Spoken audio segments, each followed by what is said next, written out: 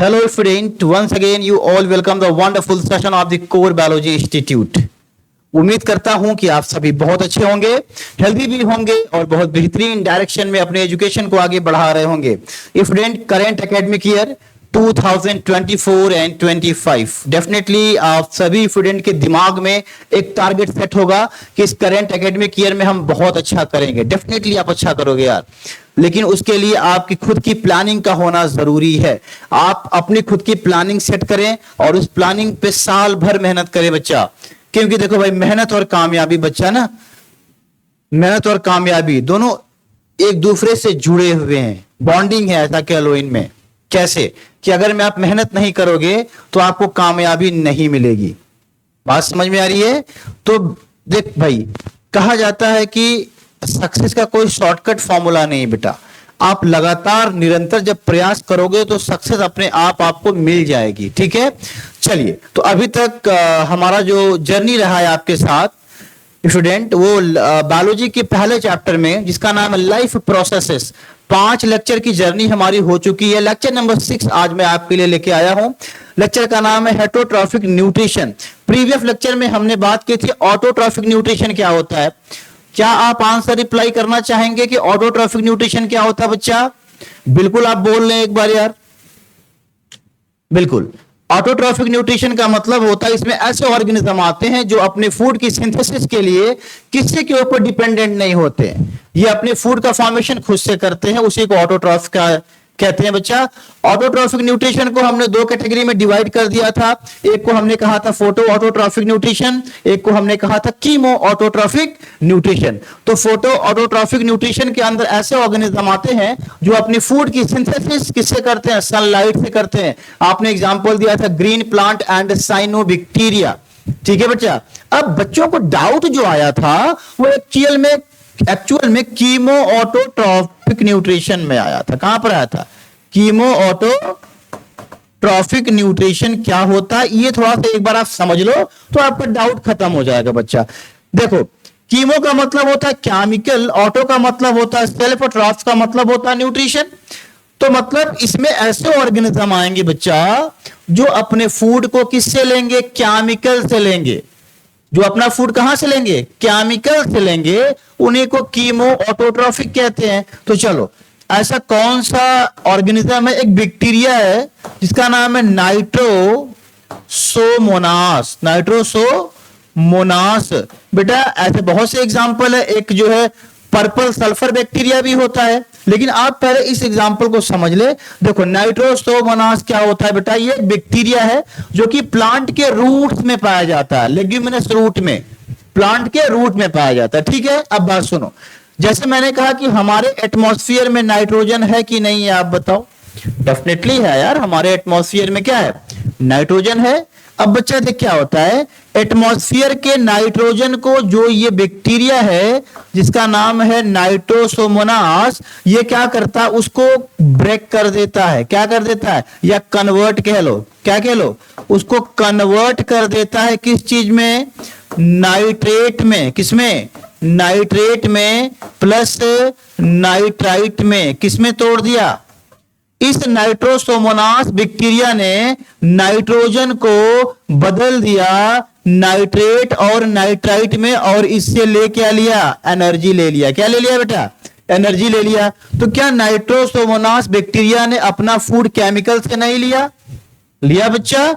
तो इसी को क्या कहते हैं? Chemo autotrophic organism. और ऐसे न्यूट्रिशन को कहते हैं कीमो ऑटोट्रॉफिक न्यूट्रिशन। समझ में आया बच्चा? चलिए, बहुत अच्छा। तो अब जो है हम मूव करते हैं अपने नेक्स्ट टॉपिक की तरफ प्यारे बच्चों, जिसका नाम क्या है? Heterotrophic nutrition. आओ ध्यान से देखते हैं क्या है बच्चा। पहले आप फोकस बना के रखेंगे, पूरी बातों को ध्यान से सुनेंगे, डेफिनेटली आपको हर एक बात समझ में आएगी बच्चा। ठीक है, देखो क्या है heterotrophic nutrition? Is that mode of nutrition in which an organism can not make its own food from simple inorganic material like carbon dioxide and water and depend on other organic for its food। बच्चा simple में बात समझ ले कि जो heterotrophic nutrition क्या मतलब है कि इसमें ऐसे ऑर्गेनिज्म आएंगे जो अपने फूड के लिए किसी दूसरे के ऊपर डिपेंडेंट होंगे, उनको हम क्या कहते हैं, हेटेरोट्रॉफ्स कहते हैं। For example we are the human being, और जो ह्यूमन बीइंग होते हैं वो हेटेरोट्रॉफ्स होते हैं। कैसे? मान ले बच्चा एक प्लांट है, क्या है, एक प्लांट है, प्लांट के ऊपर फ्रूट लगा हुआ है, हम गए और प्लांट से फ्रूट को प्लग किया, तोड़ा और मैंने न्यूट्रिशन ले लिया, मतलब खा लिया उसको, तो ये कौन सा न्यूट्रिशन कहलाएगा, ये हेटेरोट्रॉफिक न्यूट्रिशन कहलाएगा। क्यों कहलाएगा? कि हम उस प्लांट के फ्रूट के ऊपर क्या है, डिपेंडेंट है। बात समझ में आ रही है? तो हम हो गए हेटेरोट्रॉफ। समझ में आ रहा है? तो हेटेरोट्रॉफ्स में ऐसे ऑर्गेनिज्म आते हैं जो अपने फूड के लिए किसी दूसरे ऑर्गेनिज्म के ऊपर डिपेंडेंट होते हैं। अब आ जाओ आगे की लाइन क्या कह रही है, all the animals have the heterotrophic mode of nutrition. इस सेंटेंस को आप जरूर याद रखोगे बेटा, जितने भी एनिमल्स होते हैं वो कैसा मोड ऑफ न्यूट्रिशन शो करते हैं, हेटेरोट्रॉफिक। सारे के सारे एनिमल अपने फूड के लिए किसी दूसरे के ऊपर क्या है, डिपेंडेंट है बच्चा। ठीक है, फिर लिखा है कि most bacteria and fungi also have the heterotrophic mode of nutrition. Maximum याद कर ले बेटा, मैक्सिमम बैक्टीरिया फंजाई ये हेटेरोट्रॉफिक न्यूट्रिशन को शो करते हैं। मींस कि बैक्टीरिया और फंजाई भी अपने फूड के लिए किसी दूसरे ऑर्गेनिज्म के ऊपर डिपेंडेंट होंगे बच्चा। समझ में आ रहा है?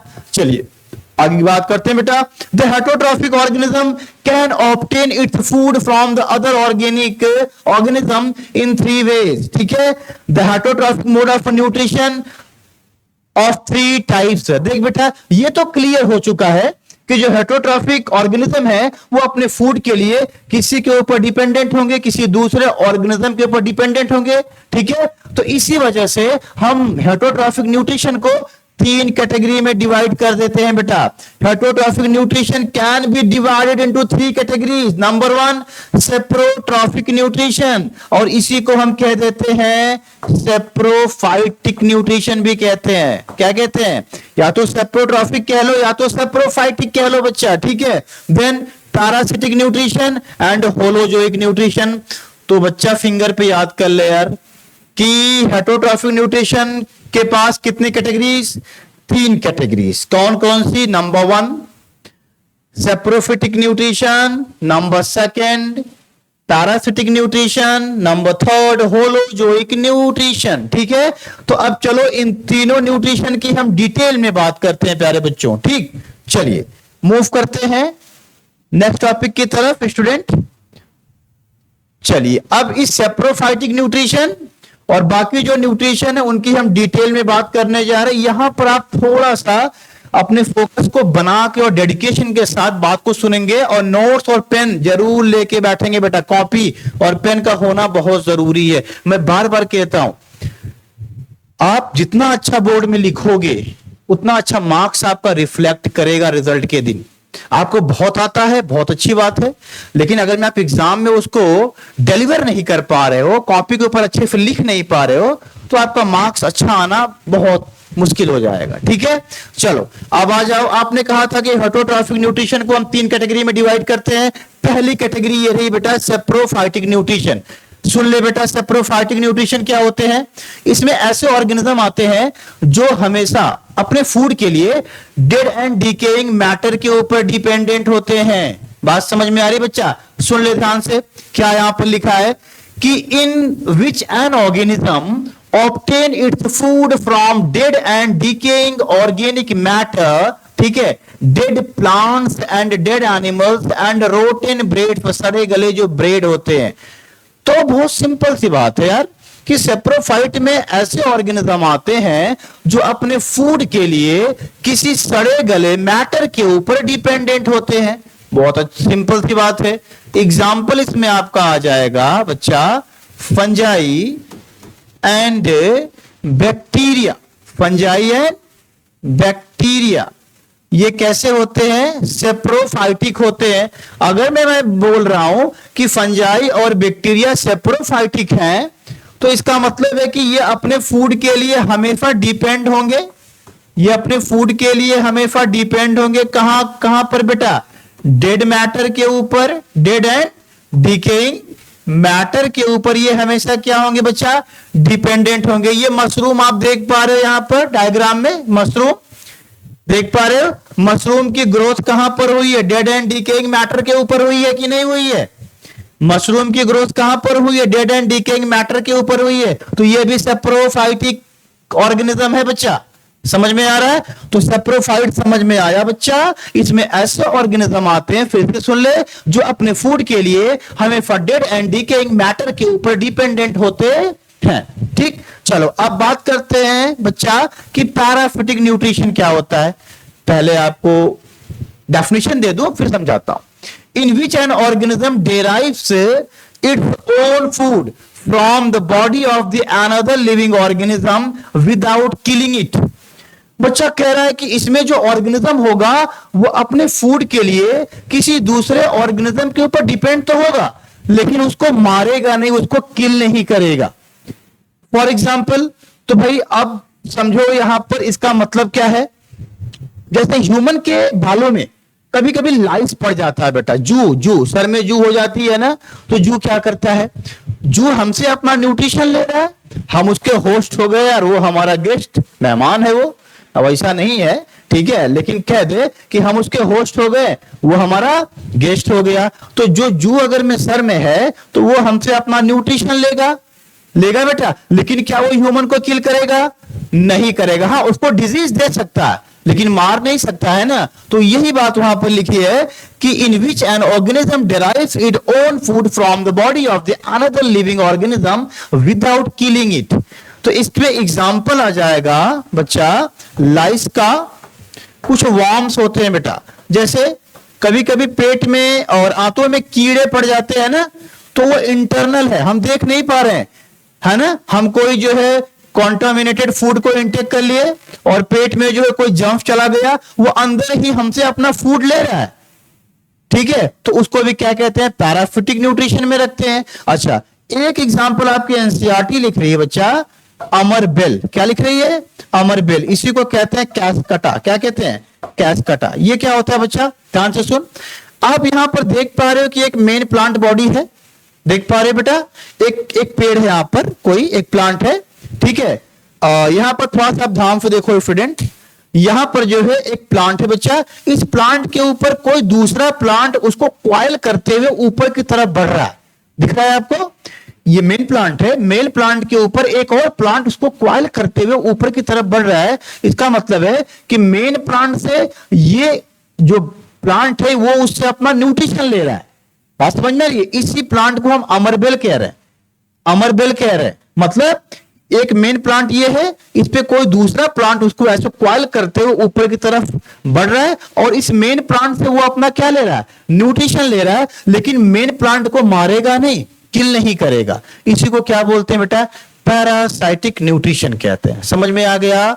ठीक है, चलिए अब बात करते हैं बच्चा कि होलोजोइक न्यूट्रिशन क्या होता है। होलोजोइक न्यूट्रिशन में ध्यान से देख बच्चा क्या लिखा है, in which an organism takes the complex organic food material into its body by the process of digestion, digestion and absorption। देख बच्चा सुन, पहले बात समझ।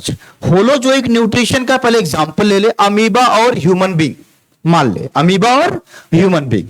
बेटा हम जब फूड को इंटेक करते हैं, बात समझ के होलोजोइक क्या होता है, बात समझ।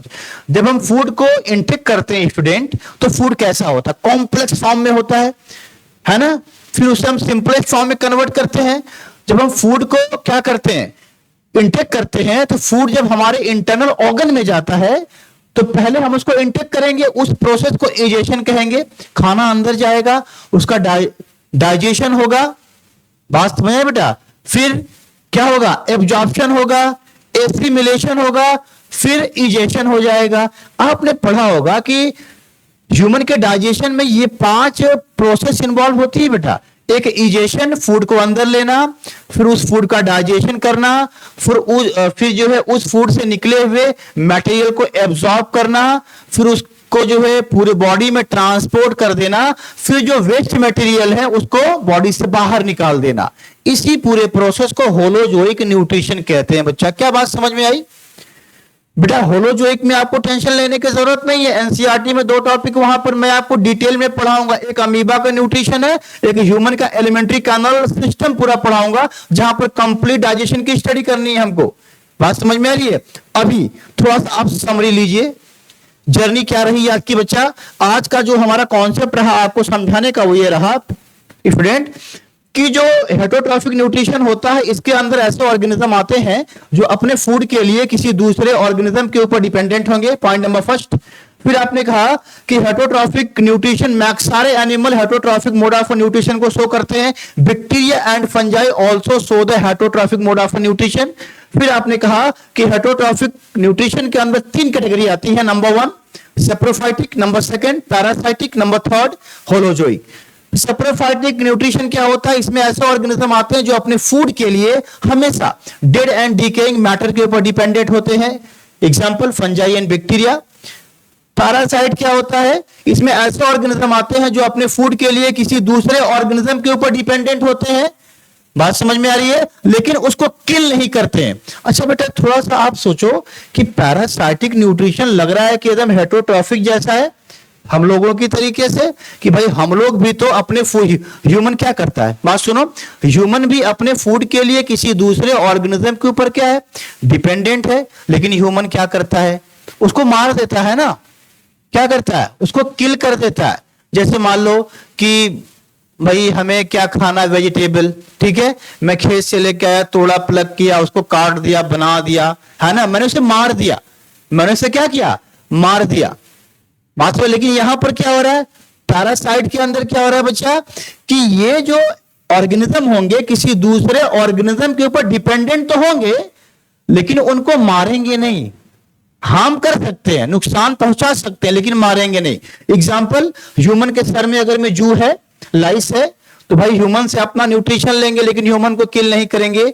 मेन प्लांट बॉडी जहां पर उस पर अमरबेल, एक लता बोलते हैं बेटा, लता, उसको लपेटे हुए ऊपर की तरफ चढ़ गई है, लेकिन वो मेन प्लांट से केवल अपना न्यूट्रिशन लेगी, मेन प्लांट को डेड नहीं करेगी, ठीक है।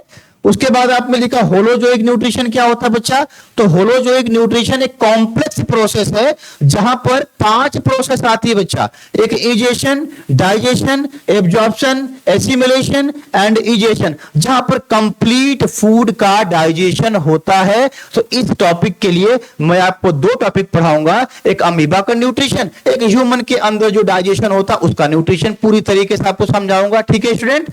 कल मिलते हैं एक नए टॉपिक के साथ जहां पर हम आपसे बात करने वाले हैं न्यूट्रिशन इन अमीबा, ठीक है बच्चा। और आज के लिए इस टॉपिक के अंदर में भी कोई आपको डाउट नहीं होगा, मैं उम्मीद करता हूं। अगर मैं डाउट होगा तो डेफिनेटली आप कमेंट बॉक्स में जरूर रिप्लाई करें उसको बेटा, ठीक है। तो कल मिलते हैं एक नए टॉपिक के साथ, तब तक के लिए सभी को बेस्ट ऑफ लक प्यारे बच्चों, हार्ड वर्क करते रहिए, डेफिनेटली आपका हर एक टारगेट अचीव होगा।